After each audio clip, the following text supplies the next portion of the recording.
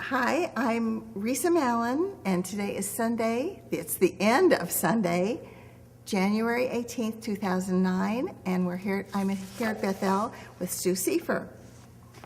I've known you because you've been on the board of the Arizona Jewish Historical Society, and I'd like to tell me how you got into the preservation business. Okay. Well, I arrived in Arizona in 1970, and I graduated from ASU in 71. And I was able to begin my architectural practice in 1973 down on Mill Avenue. And having come from Detroit, Michigan, I think I came here with an interest in historic preservation, and that's what drew me to Mill Avenue in particular, because it was one of the few historic districts that was available here in the Phoenix area. So I opened my office down here and eventually ended up in a building that was, we eventually put on the National Register of Historic Places, called the Tempe Hardware Building.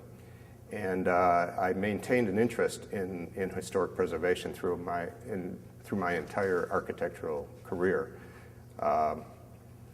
We were involved in the mid-70s in trying to save a number of the buildings on Mill Avenue, namely the Andre building. These are buildings that were built in the late 1800s for the most part, and were slated for demolition. So we were involved in trying to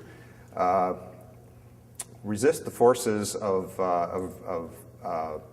revitalization in the downtown, where a number of people wanted to tear these buildings down. So we were on the preservation side of the Mill Avenue redevelopment process, going back to the early 70s.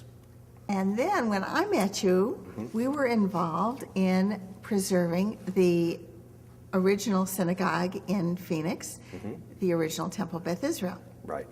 So tell me about that project. Well, Larry Cutler,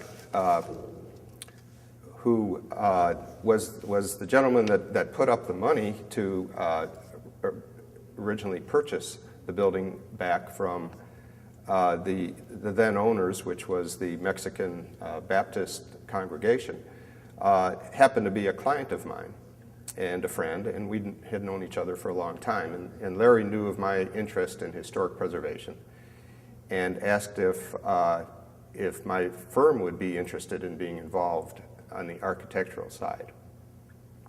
So I certainly jumped at the opportunity, because this was a great project for Phoenix, and it was a great honor to be involved in a project like this. So initially, we started doing the plans, and eventually I had volunteered to be the chair of the building committee. And at that point, I just felt I couldn't be both the architect and the committee chair, so the decision was made to go out and hire another architect. So I've stayed on as the committee, the chair of the building department, the building committee, and I am now the vice president, one of the vice presidents on the executive committee of the Arizona Jewish Historical Society. So I've stayed more involved on the administrative end than on the technical end, but I must say it's been a great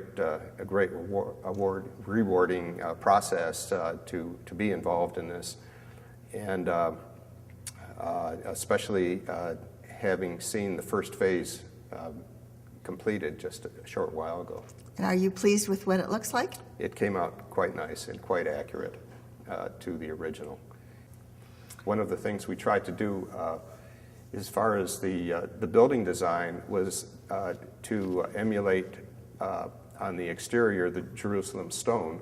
While we couldn't bring that here from Jerusalem, we found a material that was very similar, and in the hopes of creating a building that would be appropriate for the kind of user that was there. Last week, I took the light rail to Mill Avenue, and as I got off the light rail, we looked up at the mountain with the ASU sign, and there was a menorah. How did that menorah get there, Stu?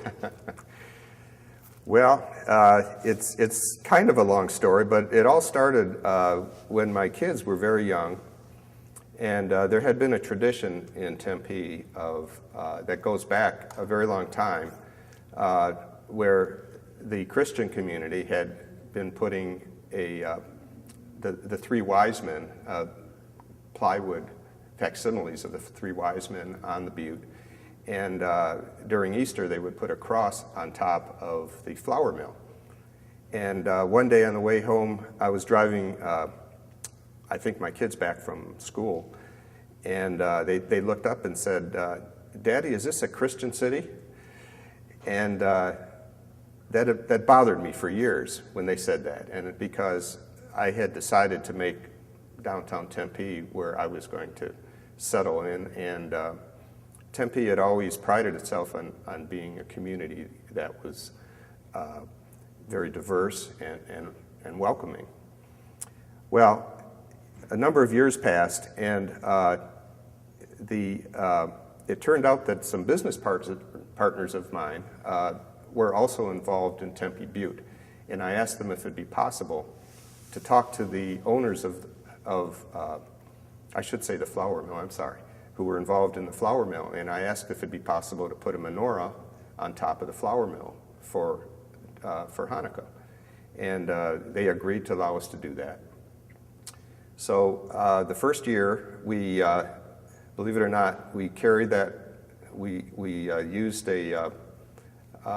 cables to lift the menorah on top of that building, which is 140 feet in the air.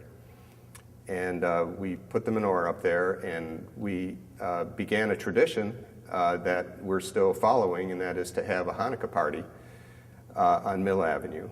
And we make latkes and bring dreidel. So we at one point, after the developers started to develop the flour mill, we had to move the menorah from the flour mill to the butte.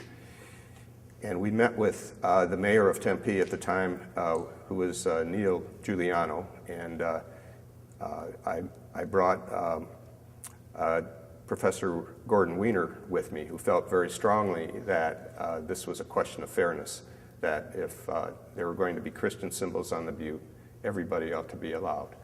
And in fact, even for a number of years, the Muslim community put a crescent up there as well, as would have been an appropriate thing to do. They've stopped, actually, since 9/11. They haven't put it up, but they may come back and do that if the city continues to allow us to do this. But in any case, the mayor welcomed the idea. We have to get a permit every year. We have to get insurance. There's some small fees we have to pay.